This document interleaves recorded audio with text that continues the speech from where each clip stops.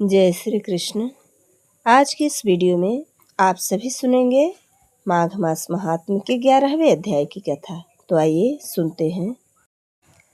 यमदूत कहने लगा कि हे वैश्य, मनुष्य को सदैव शालिग्राम की शिला में तथा वज्र कीट चक्र में भगवान वासुदेव का पूजन करना चाहिए, क्योंकि सब पापों का नाश करने वाले, सब पुण्यों को देने वाले तथा मुक्ति प्रदान करने वाले भगवान विष्णु का इसमें निवास होता है।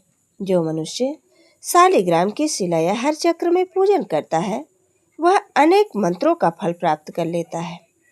जो फल देवताओं को निर्गुण ब्रह्म की उपासना में मिलता है, वही फल मनुष्य को भगवान शालिग्राम का पूजन करने से मिलता है।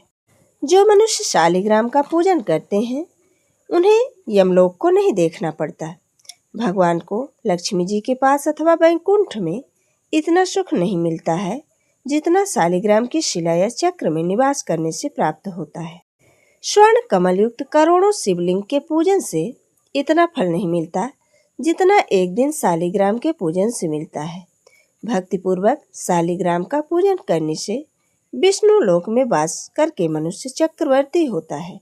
काम, क्रोध, लोभ, मोह, अहंकार से युक्त होकर भी मनुष्य शालिग्राम का पूजन करने से वैकुंठ में प्रवेश करता है। जो सदैव शालिग्राम का पूजन करते हैं, वह प्रलय काल तक स्वर्ग में वास करते हैं। जो दीक्षा, नियम और मंत्रों से चक्र में बलि देता है, वह निश्चय करके विष्णु लोक को प्राप्त होता है। जो शालिग्राम के जल से अपने शरीर का अभिषेक करता है, वह मानो संपूर्ण तीर्थों का स्नान कर लेता है। गंगा, रेवा, गोदावरी सब का जल शालिग्राम में वास करता है।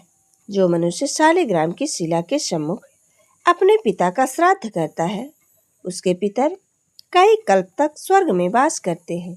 जो लोग नित्य शालिग्राम की शिला का जल पीते हैं, उनके हजारों बार पंचगव्य पीने से क्या प्रयोजन।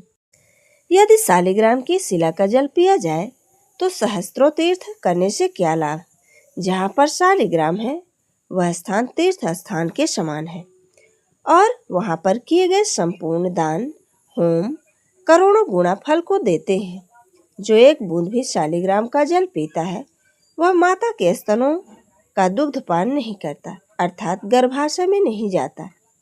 शालिग्राम शिला में जो कीड़े मकोड़े एक कोस के अंतर पर मरते हैं, वह भी वैकुंठ को प्राप्त करते हैं। जो फल वन में तप करने से प्राप्त होता है, वही फल भगवान को सदैव स्मरण करने से प्राप्त होता है। मोहवश अनेक प्रकार के घोर पाप करने वाला मनुष्य भी भगवान को प्रणाम करने से नरक में नहीं जाता। संसार में जितने तीर्थ और पुण्य स्थान हैं, भगवान के केवल नाम मात्र के कारण से प्राप्त हो जाते हैं। यमदूत कहने लगा कि जो कोई प्रसंगवश भी एकादशी के व्रत को करता है, वह दुखों को प्राप्त नहीं होता। मास की दोनों एकादशी भगवान पद्मनाभ के दिन है। जब तक मनुष्य इन दिनों में व्रत नहीं करता, उसके शरीर के पाप बने रहते हैं।